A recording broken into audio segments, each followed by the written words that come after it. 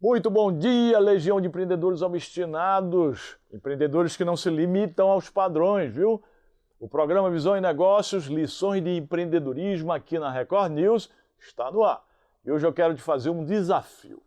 Se você parasse de lutar para crescer apenas 10% este ano e começasse a planejar como crescer 10 vezes. Parece loucura, não é? Pois saiba que enquanto você se esforça para melhorar o que já existe, os seus concorrentes exponenciais estão redesenhando o mercado para tornar o seu negócio obsoleto.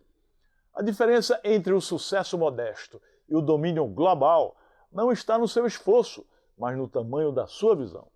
Se você quer aprender a mudar o chip da sua mente para enxergar oportunidades que escalam sem limites, este programa é o seu ponto de partida, viu?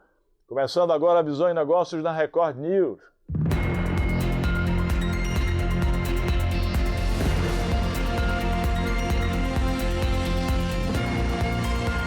Visão e Negócios, lições de empreendedorismo, com Janguier Diniz. Caros obstinados, no empreendedorismo de alto impacto, o crescimento linear é o caminho para a estagnação. Por isso, hoje nosso tema é mentalidade exponencial. Vamos desvendar por que pensar 10 vezes é muitas vezes mais fácil do que pensar em 10%. Quero te mostrar que quando você busca um crescimento pequeno, você foca nos problemas de hoje. Mas quando você busca o exponencial, você é obrigado a criar o futuro.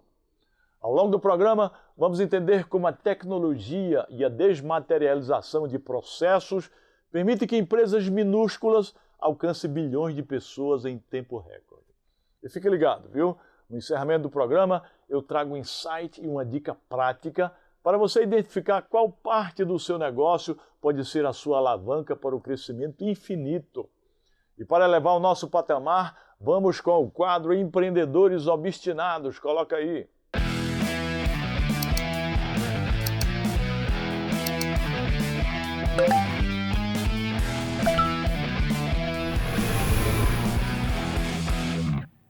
Oferecimento JD Business Academy, a escola de negócios criada por Janguier Diniz, onde quem tem visão aprende a executar. Menos choro, mais obstinação. Seja obstinado que dá. Obstinado e obstinada, no quadro Empreendedores Obstinados, apresentamos histórias de quem constrói negócios com visão, execução e capacidade de ocupar espaços antes dos outros. Aqui você conhece empresários que não esperam um cenário ideal, mas criam movimento, validam rápido e avançam. E hoje vou receber o meu querido amigo Mamá Brito, empresário e fundador do Fight Music Show.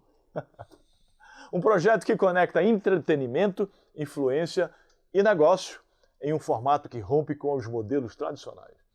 Um modelo que transforma a atenção em produto e a audiência em resultado. Mas antes de começarmos essa conversa, vamos entender melhor o cenário desse mercado, o mercado de mamar. Esse é o Fight Music Show!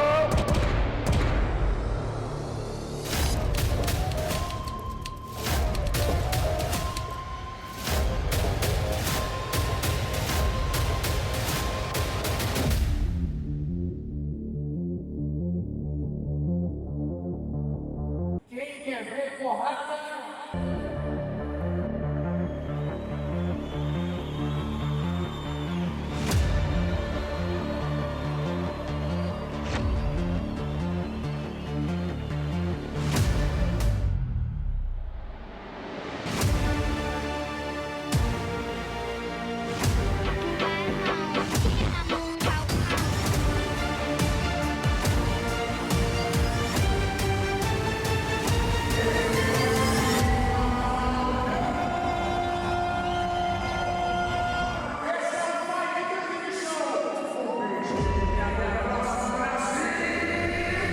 Querido obstinado Mamá.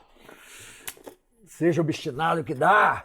Eita, que homem forte. Prazer ter você aqui. Prazer incomensurável estar aqui.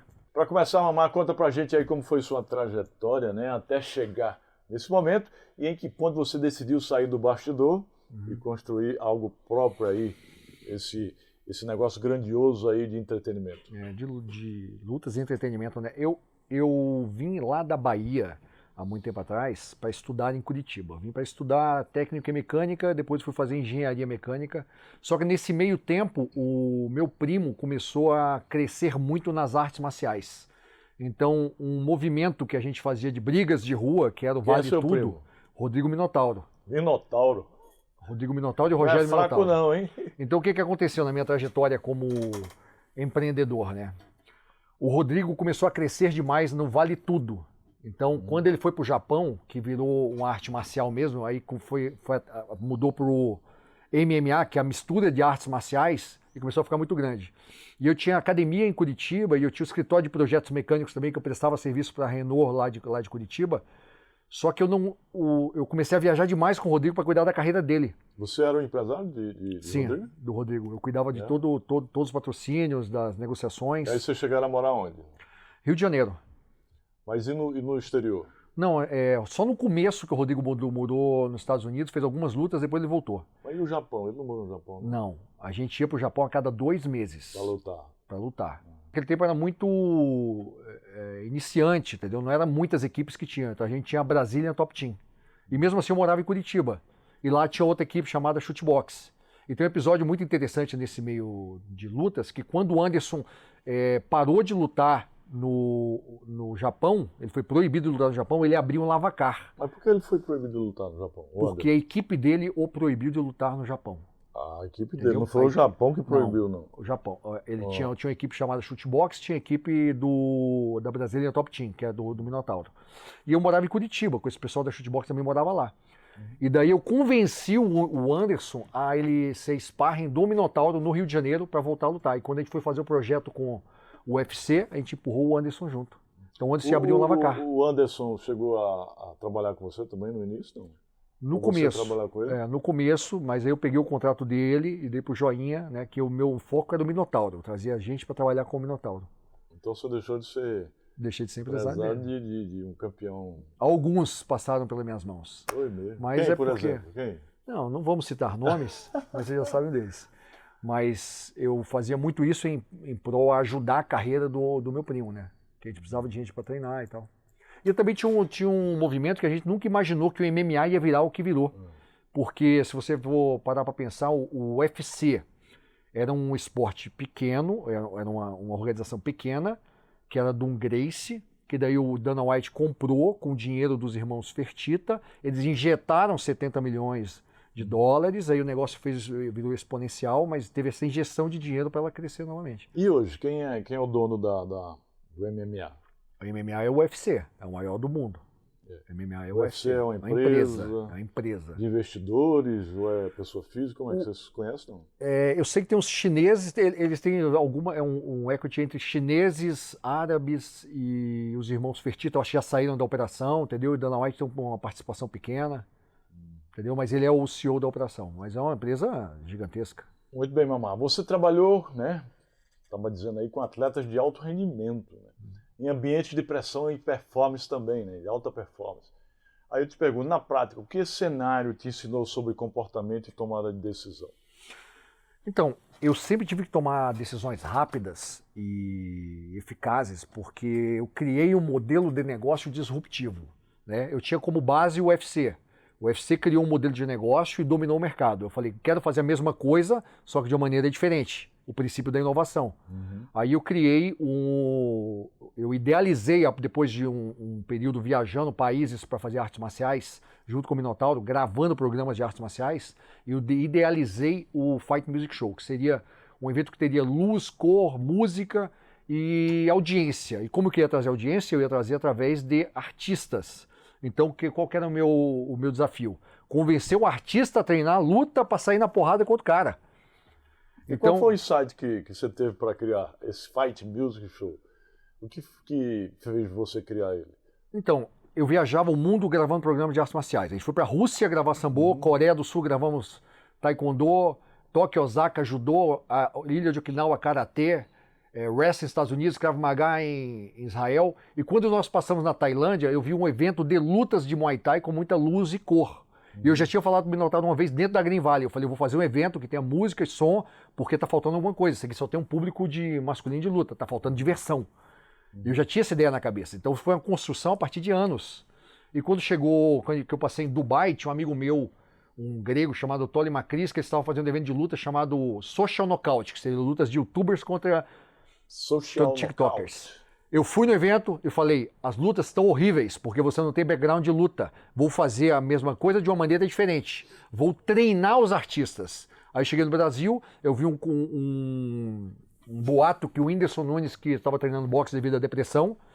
Aí eu fui no show do Whindersson e convenci ele no pitch de elevador. A primeira luta foi? Foi. Com o Whindersson? Foi. Eu convenci ele no show junto com a Clemilda, dei um pitch de elevador no camarim dele e convenci ele a sair na porrada com o Popó. Eu falei, beleza, já tem o Whindersson, agora tem que ter o Popó. Ela falou, eu luto, se você me pagar o mesmo, eu vou pagar pro Whindersson. Eu falei, já quebrou a empresa antes da largada. Mas aí, depois de muita negociação, a gente executou o evento em 29 dias e foi o maior do... Foi um sucesso. Foi o maior do Fight Music Show, né? Não foi. Já fez quantos? A gente já fez 32 eventos, porém de Fight Music... É porque a gente faz o evento Fight Music Show e faz o evento de lutas profissionais, que é o FMS Fight Night. Entendeu? E fazemos Fight Comedy Show e fazemos mais outro. Então, por quê? Quando eu vendo uma cota de patrocínio com entrega anual, eu tenho entrega todos os meses para o patrocinador. Só que o Fight Music Show tem uma peculiaridade que eu preciso treinar os artistas. Então a gente precisa de uns 4 meses, só que agora o mercado está mais aquecido, já tem muita gente para trabalhar. Mas só artista que luta no Fight? Fight Music Show, artistas, influenciadores e umas 2 lutas de profissionais. Então acho que eu vou lutar também. Arranjamos alguém para... Acho que eu devo lutar com quem? A minha pergunta é, quem seria o seu desafeto? Pra gente ter uma narrativa. Na queda de braço eu já ganhei de quase todos. Não, ganhei inclusive de mim, né? Isso aí não vai. Então quem seria um desafeto para dar porrada nele? Diga aí que eu vou desafiar aqui. Quem falou Pablo Marçal aí? Alguém falou aí. Pablo Marçal é muito novinho, tem que ser alguém mais da minha idade. Ele ia lutar um evento nosso, hein? Ia ser o Pablo Marçal contra o Popó. Contrato na mesa, daí ele entrou como candidato. Não existe, confusão. Né? Pablo Marçal com o Popó. Ué, mas esse sentimento de assassinato que a gente tem que ter em uma das lutas. As outras lutas são lutas parelhas. Vai ser pior que a luta com o Bambam. A luta com o Bambam foi... A luta do Bambam foi a luta mais vista na história da emissora que o transmitiu. Sim, tudo bem, mas ele só queria isso, né? Porque no segundo soco ele já... Mas é porque é o problema que ele arranjou, né? E outra coisa, ele levou o Popó, o Popó ficou com muita raiva. Então aí ele teve que resolver esse problema. Mas quando você fez o Popó e o Whindersson, por exemplo, e o Popó segurou a mão, deu 6 rounds de muita porradaria. Vamos fazer o seguinte, vou convidar meu amigo Flávio Augusto pra gente fazer uma luta, vamos? Boa, perfeito. Flávio. Brincadeira, Flávio. Contrato na mesa na segunda-feira. Flávio é um grande empreendedor, um grande amigo e uma das maiores cabeças pensantes do empreendedorismo brasileiro. Mas ele tem mais ou menos a minha idade, então... O desafio está feito. Vamos fazer esse corte, botar no Fight Music, vai que cola. Mas, Mamá, ideia sem execução não tem valor, você sabe, né? No mercado, o que diferencia não é quem enxerga a oportunidade, é quem transforma essa oportunidade em movimento. Enquanto muitos ainda estão analisando o cenário, outros já testaram, erraram, ajustaram e avançaram. Velocidade de decisão virou vantagem competitiva. Por isso, obstinados, menos choro, mais obstinação, viu? Mamá, olhando aí para a construção do seu negócio, né, Fight Music Show, em que momento você entendeu que executar rápido seria mais importante do que esperar o cenário ideal? Embora você já até respondeu aí, né? Fez a luta de Whindersson com 28 dias. 29 dias. 29 dias. 29 dias. Nossa Senhora. Eu lembro que eu estava saindo... Como é que foi? Foi difícil? Eu lembro que eu estava saindo do show com a Clemilda e com o Wendel Carvalho. Aí eu falei, o Wendel, ele falou que eu tenho que fazer no mínimo em 30 dias, porque ele vai para os Estados Unidos fazer shows. Então ele não poderia mais fazer. Aí eu fiquei naquele... Wendel, você que faz muita palestra, muita coisa, coloca muita gente junto, você faria esse evento? Ele falou, de jeito nenhum. Você vai precisar de marketing, finanças, você precisa de dinheiro para fazer esse negócio. Administração, você tem tudo isso? Eu falei, não, mas eu conheço algumas pessoas que podem ajudar. Eu falei, eu não faria. Aí eu perguntei para minha mulher, você faria? Eu falei, vamos para cima, vamos com tudo. Eu fiquei 28 dias sem comer, sem beber. Sua mulher foi a financiadora? Não? Só vendendo, não foi. Não? Não foi. Sabe por quê? Quando a água bateu na bunda, que eu cheguei nela e falei, pô, deu ruim, o que você acha? Ah, deu ruim? Quanto custa um camarote? Eu falei, um camarote custa 15 mil. Ela falou, vou te dar 10 mil e botar 15 meninas do beach tênis dentro do teu camarote. Essa é a ajuda que eu vou fazer. Aí me bateu a obstinação, falei, meu irmão, agora eu vou trabalhar. E comecei a vender que nem um psicopata. Fui na Ela te deu lição de empreendedorismo, hein? Sim, ela não. Ela Clemilda é uma grande a melhor ajuda empreendedora. que ela poderia ter me dado ali é deixado eu resolver o problema que eu criei. Mas vamos falar do próximo Fight Music Show que vai ser no A gente vai fazer no estádio do Pacaembu, Estádio do Pacaembu. Quando será? 30 de maio. Porque vamos encher esse evento.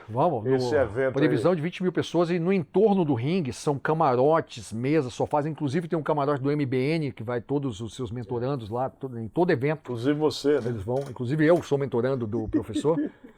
Então, o Fight Music Show ele vai ter a revanche do Popó contra o Whindersson. Que o Whindersson quer lutar novamente, a gente montou esse evento nessa data exatamente para não bater com os shows dele. E vai ter a luta do Bambam contra o Davi Brito, Nego do Borel contra Biel. Contra Popó, Bambam Contra Davi Brito, Biel contra Nego do Borel, Mendigata contra Azul. Aí tem que saiu da Record, que foi na Fazenda, uma briga que saiu lá de dentro. Porque eles ficam brigando e ficam me chamando do evento do reality show, né? Eu sou resolvedor de treta agora. Aí foi o Mesquitinha contra o Matheus, que saiu dentro da Fazenda. Então tem assim 10 lutas, é um evento de 6 horas. Ele começa às 18 horas com transmissão até a meia-noite.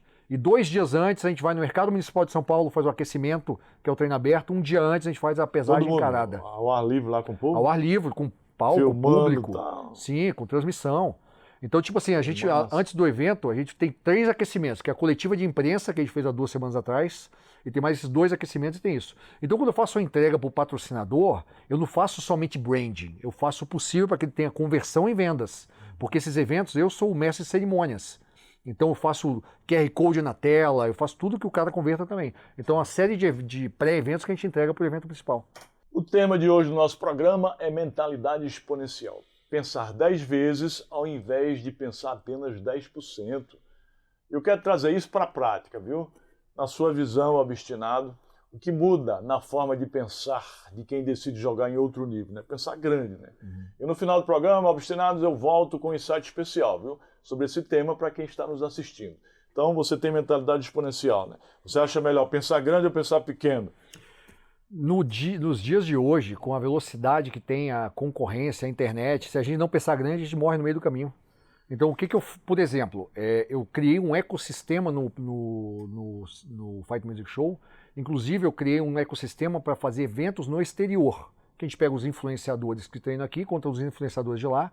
Eu criei, por exemplo, junto com a Clemilda, o FMS Outubro Rosa, que é um evento somente de luta de artistas femininas. Eu criei o Fight Comedy Show, que é um evento de luta de anão, telecat, duelo de piada. Então, eu tenho que fazer isso o tempo todo e cada vez eu tenho que pensar mais exponencialmente, porque sempre tem alguém querendo entrar nesse mercado. E quando ele entra e ele me vê lá em cima, fala, não, vai dar muito trabalho para chegar lá.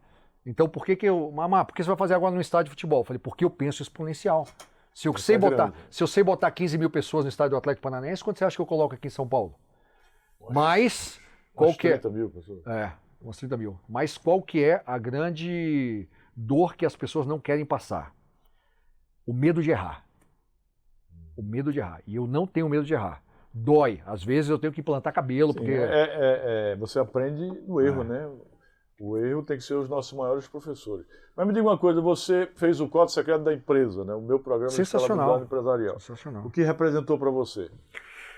Ali eu comecei a organizar a minha vida, que eu sempre fui um cara muito vendedor e trouxe algumas pessoas para trabalhar na minha gestão, no meu financeiro, só que eu não tinha noção do quanto eu posso crescer, de como eu posso chegar na minha empresa, a fazer um IPO dela. Então esse tipo de mentalidade eu só aprendi dentro do Código Secreto da Empresa, que até então eu sabia fazer evento. Eu falei, cara, mas como é que eu posso fazer mais recorrência?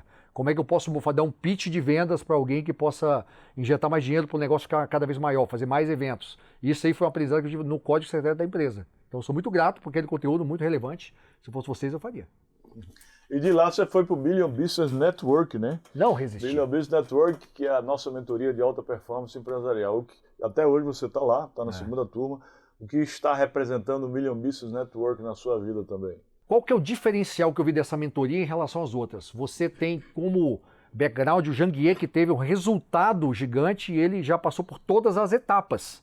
É diferente de alguém que vai te vender um produto e nunca teve resultado.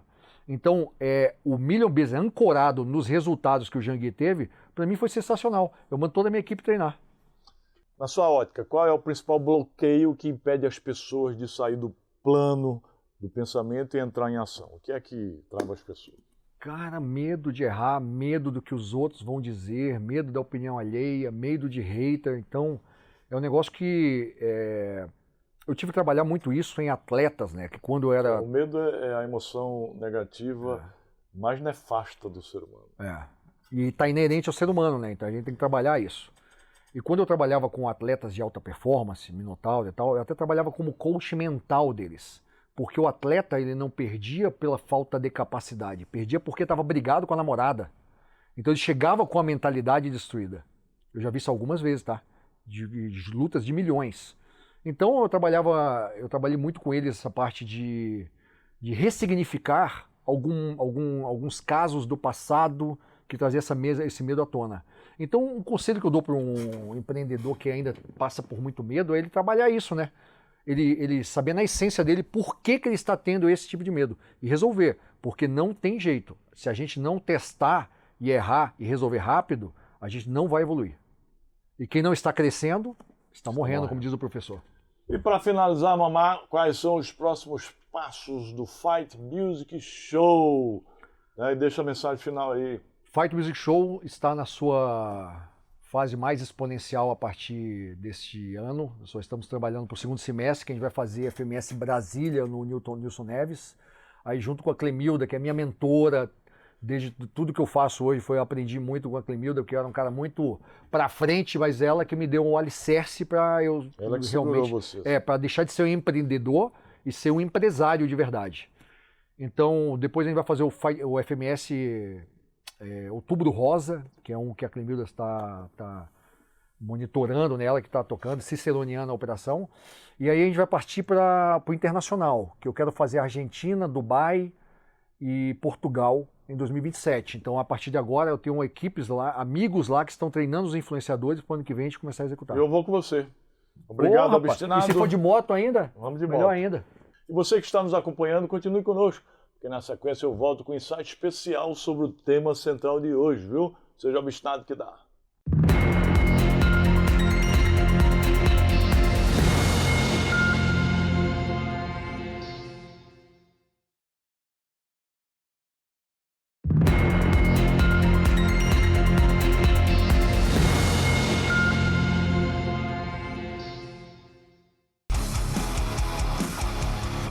Queridos obstinados, como vimos hoje, a mentalidade exponencial é sobre desaprender as limitações do passado.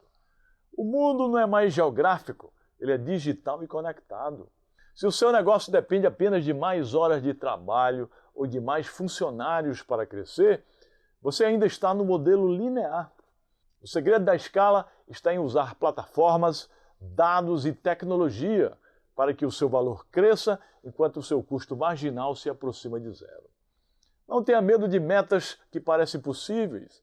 Elas são as únicas que forçam você a ser verdadeiramente inovador.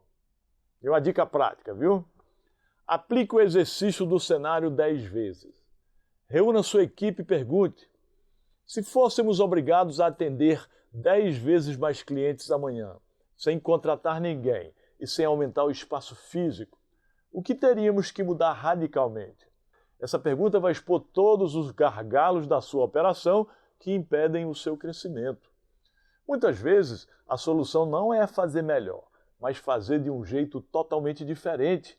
E é aí que nasce a sua disrupção.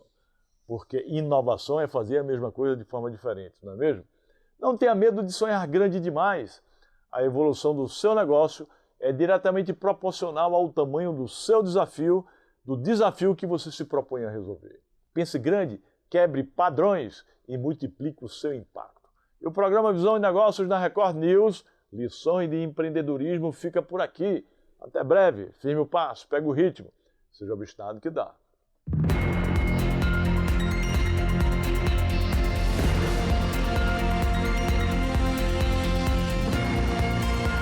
Visão e Negócios, Lições de Empreendedorismo.